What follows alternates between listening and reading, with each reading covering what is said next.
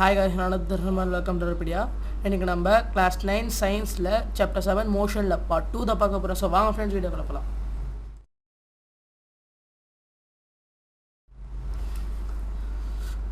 Uniform motion and non-uniform motion. Consider an object moving along a straight line. Let it travel 5 meter in the first second and 5 meter more in the next second, 5 meter in the third second and 5 meter in the fourth second. In this case, the object covers 5 meter in each second, as the object covers equal distances in equal intervals of time. It is said to be in uniform motion. The time interval in this motion should be small. In our day-to-day life, we come across motions where objects cover unequal distances in equal intervals of time. For example, when a car is moving on a crowded street or a person is jogging in a park, there are some instances of non-uniform motion.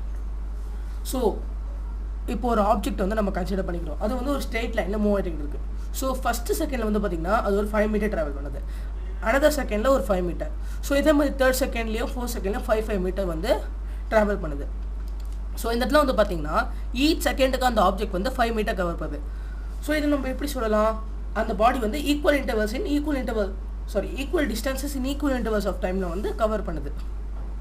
So இந்த மாதிரி ஒரு object வந்து equal distance equal intervals of டைமில் வந்து cover பண்ணிச்சுன்னா அதை வந்து நம்ம uniform மோஷன்னு சொல்லலாம். The time interval in this motion should be small.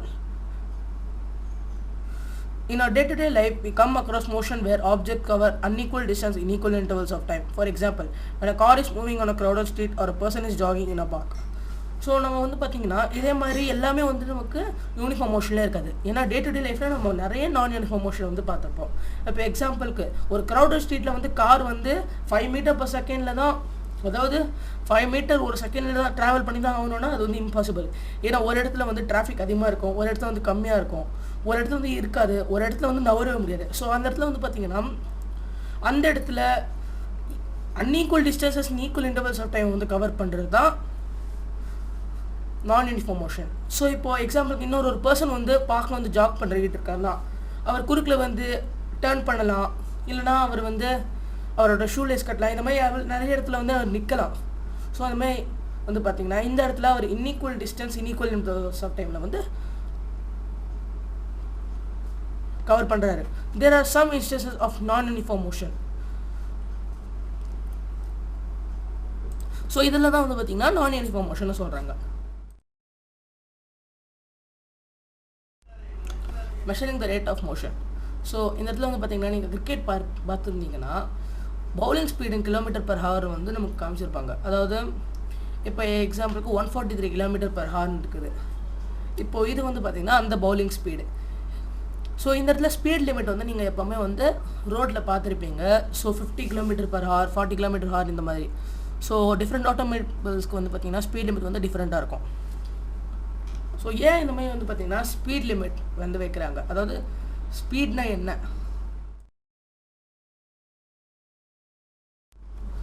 Look at the situation given in the figure 7.2. If the bowling speed is 143 km per hour in figure 7.2, what does it mean? What you understand from the signboard in figure 7.2? B. Different objects may take different amount of time to cover a given distance. Some of them move fast and some move slowly.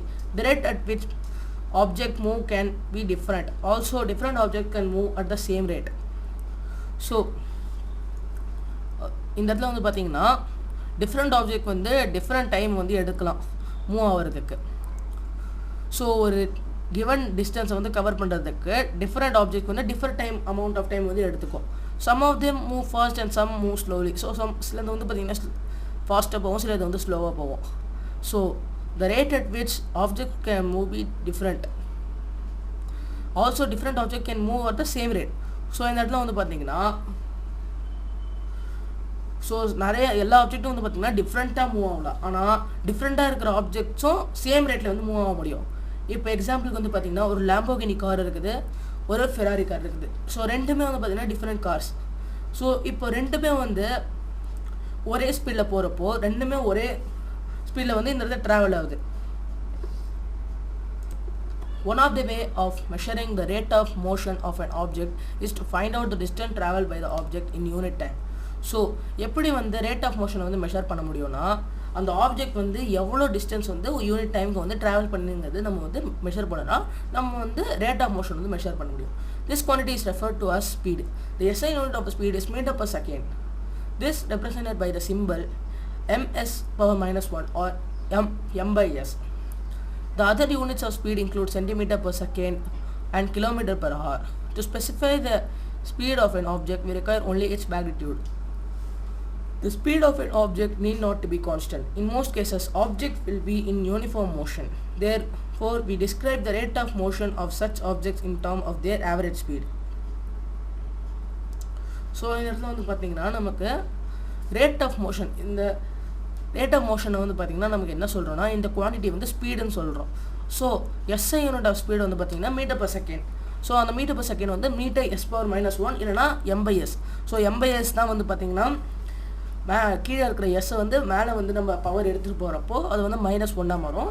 So இது வந்து பார்த்தீங்கன்னா மோரலெஸ் MS power -1 and MS power m by s வந்து பார்த்தீங்கன்னா நீங்கள் example பார்த்தீங்கன்னா கரெக்டாக 2 mark வந்துடும். The other units of speed include centimeter per second. So இந்த மாதிரி மீட்டர் பர் செகண்ட் மட்டும் இல்லாமல் சென்டிமீட்டர் பர் செகண்ட் இருக்கும். ஏன்னா இப்போ சின்ன இப்போ ஒரு பூச்சியோட டிஸ்டன்ஸ் ட்ராவல் பண்ணுறதை வந்து கண்டுபிடிக்க சொல்லியிருக்காங்கன்னா ஸோ அந்த இடத்துல வந்து மீட்டர் பர் செகண்ட் பண்ணணும்னா ரொம்ப சின்ன பாயிண்ட்டில் வரும்.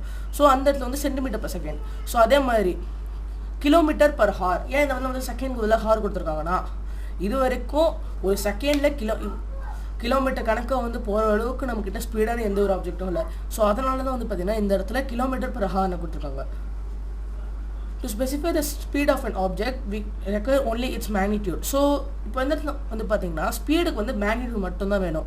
ஸோ அது எந்த டைரக்ஷனாக வேணால் இருக்கலாம். 5 மீட்டர் பர் செகண்ட் நார்த்லேயும் போகலாம், 5 மீட்டர் பர் செகண்ட் வெஸ்ட்லேயும் போகலாம். ஸோ அது வந்து நமக்கு தேவையில்லை. ஸோ அதோட ஸ்பீட் மட்டும்தான், அதாவது அதோட மேக்னிடியூட் மட்டும்தான் நமக்கு தேவை. So speed of an object வந்து கான்ஸ்டண்ட்டாக இருக்கணும்னு அவசியம் இல்லை. இன் மோஸ்ட் கேசஸ் அது வந்து நான் யூனிஃபார்மாக தான் இருக்கும். ஸோ அதனால் அந்த இடத்துல வந்து பார்த்தீங்கன்னா நீங்கள் இப்போ கேட்கலாம், ஸோ இப்போ இந்த இடத்துல யூனிஃபார்ம் மோஷனாக நம்ம வந்து ஸ்பீடோட ஃபார்முலாவை போடலாம். ஸோ இப்போ இந்த இடத்துல நான் யூனிஃபார்ம் மோஷனை என்ன பண்ணுறதுன்னு கேட்டிங்கன்னா ஸோ அதுக்கு வந்து நமக்கு வந்து ஒரு ஃபார்முலா இருக்குது. அதாவது ஆவரேஜ் ஸ்பீடை வந்து நம்ம total distance travel by total time taken. So மொத்தமாக எவ்வளோ டிஸ்டன்ஸ் ட்ராவல் பண்ணிருக்கு, மொத்தமாக எவ்வளோ டைம் எடுத்திருக்கு. ஸோ டோட்டலி நம்ம டிவைட் பண்ணுறப்போ வந்து பார்த்திங்கன்னா நமக்கு வந்து ஆவரேஜ் ஸ்பீட் கிடச்சிது.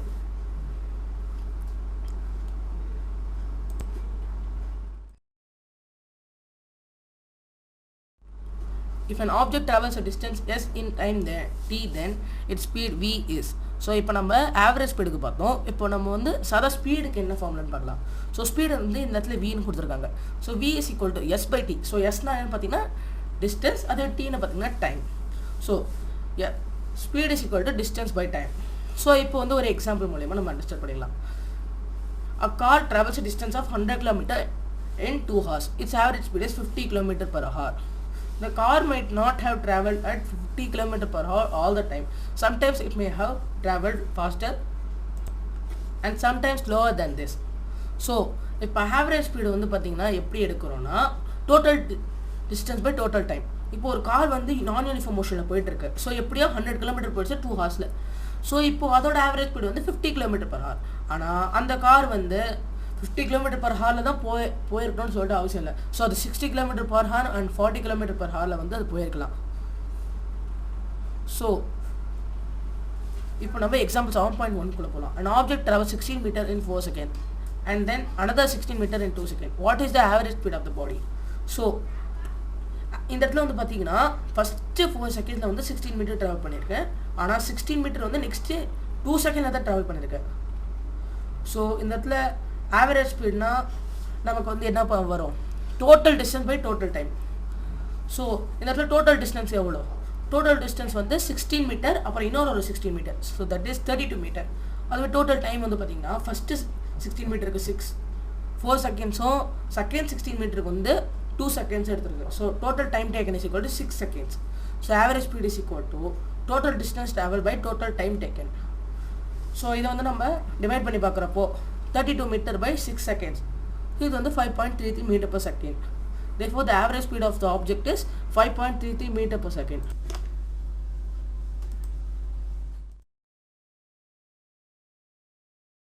Speed with direction. The rate of motion of an object can be more comprehensive if we specify its direction of motion along with its speed. the quantity that specifies both these aspects is called velocity. So நம்ம ஸ்பீடை பற்றி பார்த்துருந்தோம்னா ஸ்பீடுக்கு வரும் magnitude மட்டும்தான் வேணும், அது எந்த டைரெக்ஷனில் விட போனால். ஆனால் ஒரு வேளை அந்த ஸ்பீடுக்கே டைரெக்ஷன் எதுனா அது வந்து இன்னும் ஈஸியாக இருக்கும்.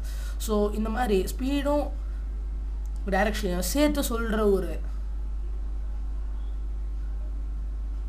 குவான்டிட்டி தான் velocity.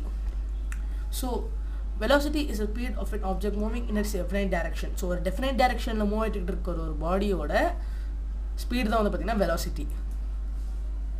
The velocity of an object can be uniform or variable. So இந்த மாதிரி non-uniform and uniform speed மாதிரி uniform velocity and non-uniform velocity இருக்குது. It can be changed by changing the object speed, direction of motion or both. So இதை வந்து பார்த்தீங்கன்னா speed இல்லைனா டைரக்ஷனை change பண்ணுறது மூலயமா இந்த ஆப்ஜெக்டோட வெலாசிட்டி வந்து சேஞ்ச் ஆகலாம். When an object is moving along a straight line at a variable speed, we can express the magnitude of its rate of motion in terms of average velocity. So இந்த இடத்துல வந்து பார்த்தீங்கன்னா ஒருவேளை ஒரு object வந்து ஒரு straight லைனில் variable ஸ்பீடில் போச்சுன்னா எப்படி வந்து நம்ம ஆவரேஜ் ஸ்பீடை வந்து மேக்னிடியூடை வச்சு மெஷர் பண்ணுமோ அதே மாதிரி டோட்டல் மேக்னிடியூடை வச்சு இந்த ஆவரேஜ் வெலாசிட்டியை வந்து மெஷர் பண்ண முடியும். In the case of the velocity of an object is changing at the uniform rate, then average velocity is given by the arithmetic mean of initial velocity and final velocity for a given period of time. That is, average velocity is equal to initial velocity plus final velocity by 2. So in that average velocity வந்து பார்த்தீங்கன்னா initial velocity plus final velocity by 2. So initial velocity final velocity என்னன்னு வந்து பார்த்தீங்கன்னா so first அந்த object வந்து இனிஷியலாக அது அந்த இந்த வெலாசிட்டி இந்த ஸ்பெசிஃபிக்கான டைமில் அதோட இனிஷியலாக அந்த வெலாசிட்டி எவ்வளோ இருந்தது. ஸோ இப்போ ஸ்பெசிஃபிக்காக ஒரு டைம் கொடுத்துருக்காங்கன்னா ஒரு 10 செகண்டில் வந்து இது நடக்குதுன்னா இந்த 10 செகண்ட் டு ஸ்டார்டிங்கில் அதோட வெலாசிட்டி எவ்வளோவா இருந்தது. இப்போது அது ரெஸ்ட்லேருந்து ஆரம்பிக்குதுன்னா இனிஷியல் வெலாசிட்டி 0. அதுவே அதோட அந்த 10 செகண்டோட எண்டில் அதோட வெலாசிட்டி என்னவா இருந்தது, ஃபைனல் வெலாசிட்டி. ஸோ அது வந்து பார்த்திங்கன்னா அந்த இடத்துல ஃபைனல் வெலாசிட்டி போட்டுடணும். ஸோ இப்போ இந்த இடத்துல initial velocity plus final velocity by 2. So அந்த மாதிரி பண்ணுறப்போ வந்து பார்த்திங்கன்னா நமக்கு வந்து இந்த ஆவரேஜ் வெலாசிட்டி கிடைக்குது.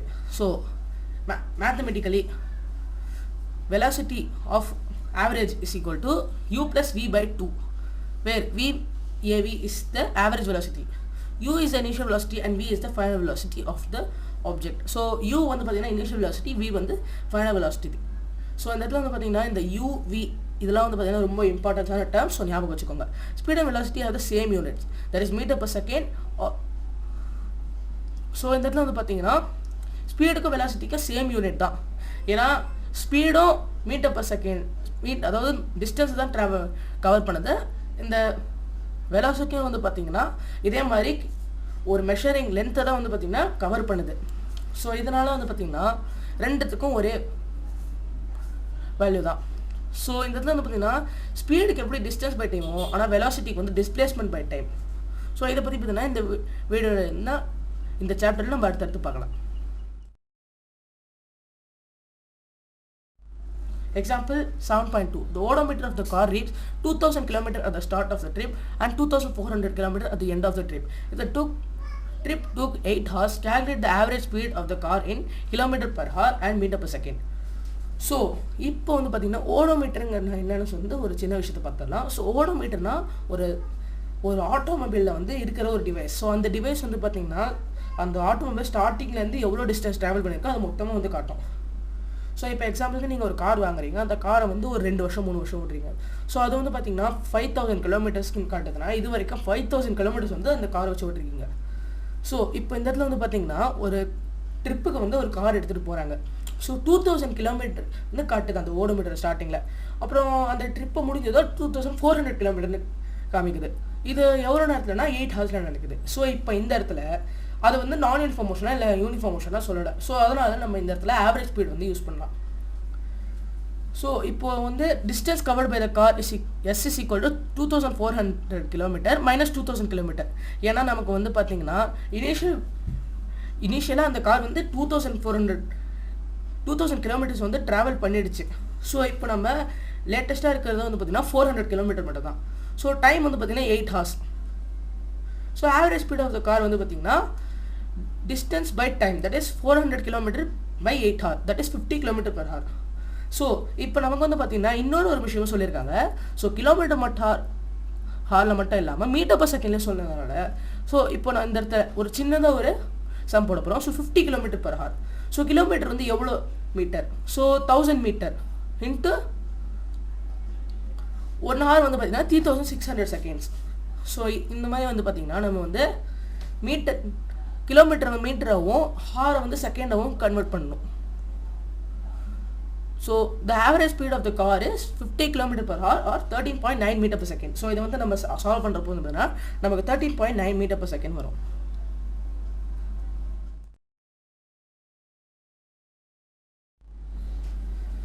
Example 7.3. Usha swims in a 90-meter long pool. She covers 180 meter in 1 minute by swimming from one end to the other and back along the straight line path. Find the average speed and average velocity of Usha. So, in that one, the total distance covered by Usha in 1 minute is 180 meter. So, displacement covered of Usha in 1 minute is equal to 0 meter. So, in that one, Usha வந்து total distance cover பண்ணது 1 minute வந்து 180 metre. அது displacement cover பண்ணது வந்து பார்த்தீங்கன்னா 0 metres. ஏன்னா Usha swim பண்ணுற அந்த ஸ்விம்மிங் பூலோட லென்த் வந்து 90 மீட்டர். ஸோ ஸ்ட்ரெயிட் லைன் பாத்தில் 180 மீட்டர் கவர் பண்ணணும். கண்டிப்பாக ஒரு தடவை போயிட்டு மறுபடியும் ஒரு தடவை வந்திருக்காங்கன்னு சொல்லிட்டு நமக்கு இதிலே கொடுத்துருக்காங்க. ஸோ அதாவது டிஸ்பிளேஸ்மெண்ட்னா என்னது? The shortest path between the initial and final position. So இந்த இடத்துல இனிஷியல் பொசிஷனும் ஃபைனல் பொசிஷனும் சேம் தான். ஸோ அதனால் இந்த இடத்துல டிஸ்பிளேஸ்மெண்ட் வந்து 0. ஸோ இப்போ நம்ம ஆவரேஜ் ஸ்பீடு மட்டும் எடுத்துக்கலாம். So average speed is equal to total distance by total time taken. So இந்த இடத்துல டோட்டல் டிஸ்டன்ஸ் வந்து பார்த்தீங்கன்னா 180 மீட்டர். ஸோ டைம் வந்து 1 minute. ஸோ அதை வந்து பார்த்தீங்கன்னா 180 meter by 1 minute is equal to 1 minute by 60 seconds. So அதாவது 3 meter per second தான் இந்த இடத்துல வந்து பார்த்தீங்கன்னா உஷாவோட average speed. So average velocity வந்து பார்த்தீங்கன்னா டிஸ்பிளேஸ்மெண்ட் 0ன்னு தெரிஞ்சிச்சு. ஸோ 0 by anything 0 தான். ஆனாலும் 0 meter by 60 seconds is equal to 0 meter per second. So இந்த இடத்துல வந்து பார்த்தீங்கன்னா ஆவரேஜ் வெலாசிட்டின்னு கேட்குறப்போ நம்ம 0ன்னு மட்டும் போட்டுறக்கூடாது, 0 meter per second போடணும். The average speed of Usha is 3 meter per second and her average velocity is 0 meter per second. So எப்போவுமே இந்த இடத்துல வந்து பார்த்தீங்கன்னா நம்ம வந்து யூனிட்ஸ் வந்து கண்டிப்பாக கரெக்டாக போடணும். இல்லைன்னா வந்து பார்த்தீங்கன்னா நமக்கு டோட்டலி மார்க் எடுத்துருவாங்க.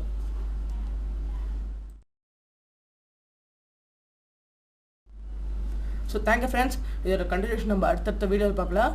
இந்த வீடியோ உங்களுக்கு பிடிச்சிருந்தனா லைக், ஷேர் அண்ட் கமெண்ட் பண்ணுங்கள். மறக்காம நம்ம சேனலை சப்ஸ்கிரைப் பண்ணுங்கள். ஸோ தேங்க்யூ ஃப்ரெண்ட்ஸ், பாய்.